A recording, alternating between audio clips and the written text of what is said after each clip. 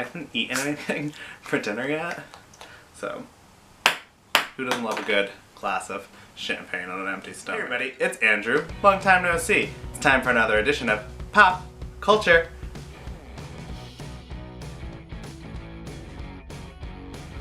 Alright everybody, it's been a very, very busy weekend in television. We had Miss Teen USA on Friday, the Royal Wedding on Saturday, the Billboard Music Awards on Sunday, and last night, Monday, we had Miss USA, Dancing with the Stars, and American Idol, but you guys clicked on this video to hear about the 2018 Miss USA pageant, so let's get to it. And what would a pop culture review be without some pop, some Prosecco?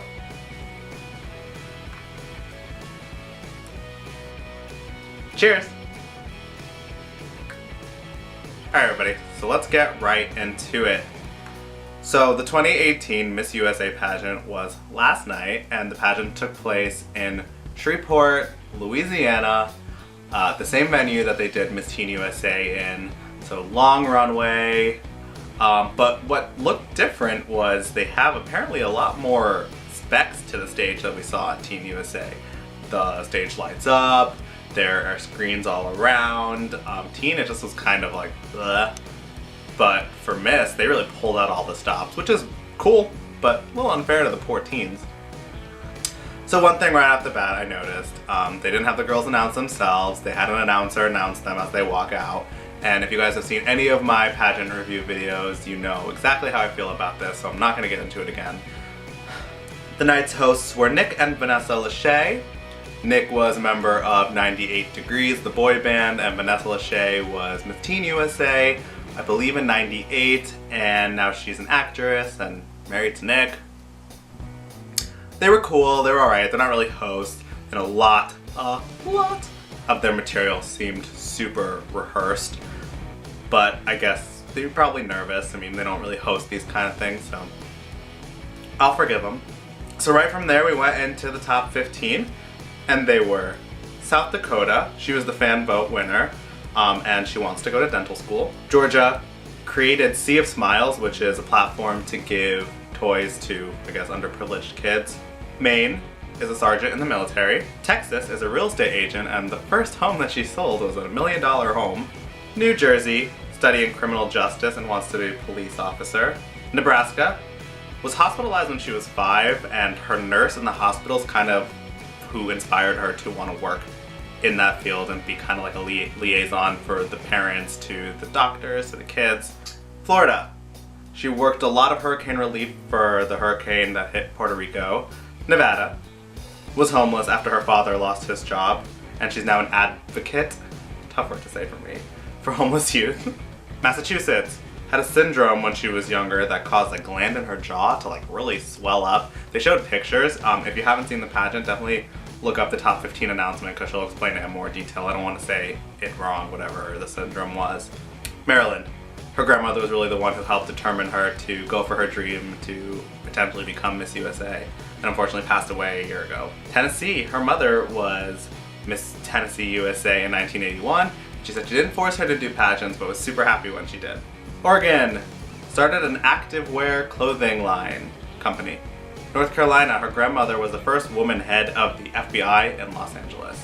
Michigan trains in Krav Maga, which is an Israeli form of self-defense. And rounding out the top 15 is California, who's a registered nurse in the ICU. Now there are some noticeable snubs. For one, Arkansas.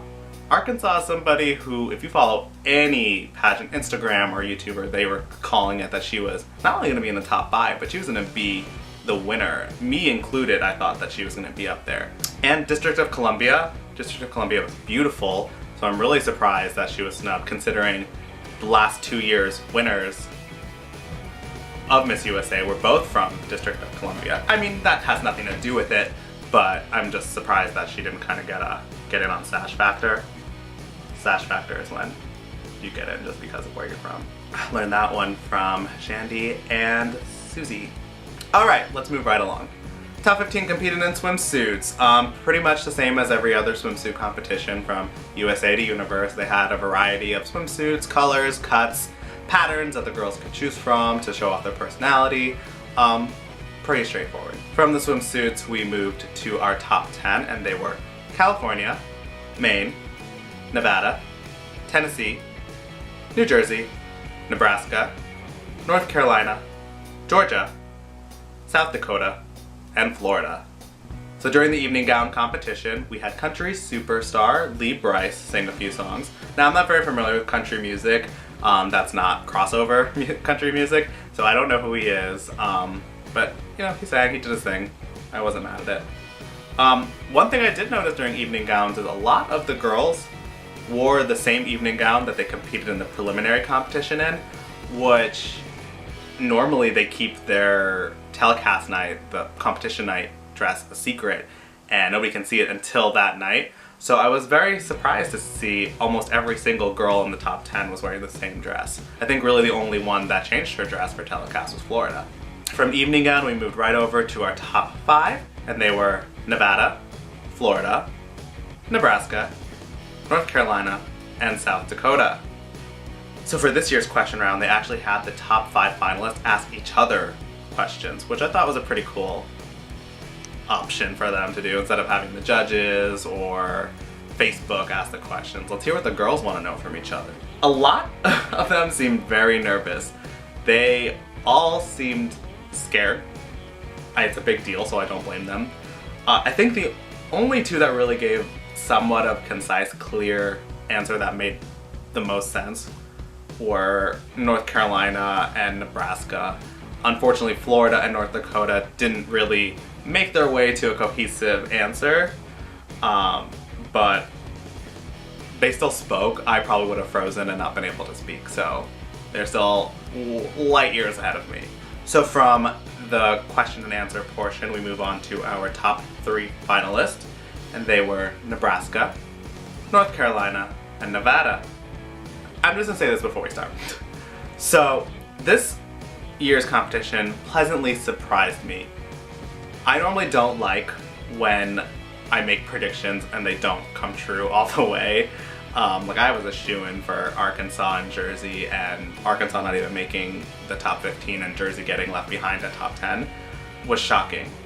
But these girls, man, surprised me. Like North Carolina, I was sleeping on her. Like I did not pick her out of the lineup for any of my top. And then she's here, beautiful. Like how did I overlook her? Nebraska I noticed during prelims, and Nevada I knew she was gonna be at the end from the beginning. I never pointed her out just because I kind of knew she was gonna be there anyways. And I'm an underdog rooter for most of it, most of the time. But I was very pleasantly surprised with the top 3. So the top 3 moved on to the final question, and this round they were all asked the exact same question. And their question was, you're on your way to a march and someone hands you a blank sign and a marker.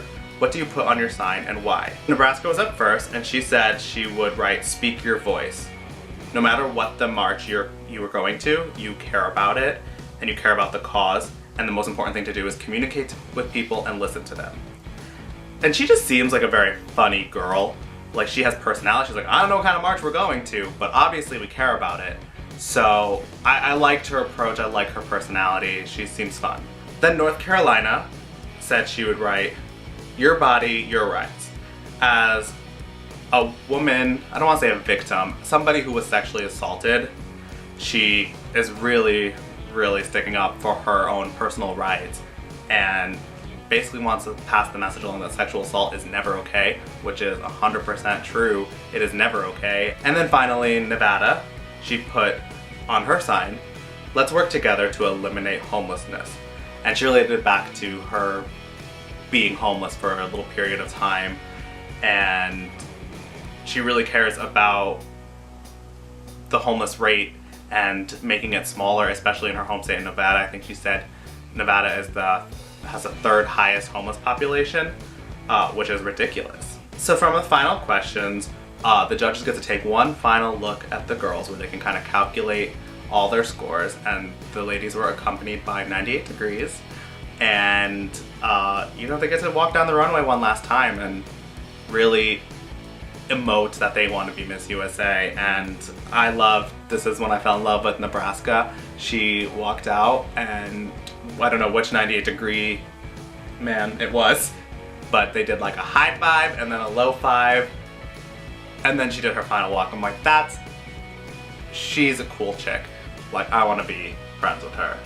So after that, it was time for Kyra McCullough, Miss USA 2017, to take her final walk. Throughout the telecast, I think a few times, or at least once, they tapped in and showed us what she accomplished over her year, and they brought her out on stage and talked to her, like they always do at the pageant. So that moves on to the crowning moment, where they announced the second runner-up first, who was Nevada. So then it was down to North Carolina and Nebraska, and then it was announced that Nebraska is Miss USA 2018, and North Carolina is the first runner-up. And now we have a new Miss USA. Her name is Sarah Rose Summer. She's 23. She's from Omaha, Nebraska. And if Wikipedia serves us right, we actually share a birthday. Obviously she's a few years younger than me because I'm old, but that's pretty cool for me. Not for her, but it's cool for me. So I'm very happy. Nebraska was one of my final picks from the end of my Teen USA video after watching the prelims. So I feel like I can pick them. I picked the winner. But regardless of the fact, she did amazing. It was her night, the entire night. She had so much personality. My favorite thing was after they put the crown on her head and all the girls are hugging her, she grabs the crown, takes it off her head, and looks at it and she's like, ooh. That's a star. You know, she's like, I want to see this thing that I just won. And I don't care if I'm on camera, I'm gonna look at it. But the most amazing part of the night is that all three title holders now are wearing the Mikimoto crowns, and all is right in the pageant world again.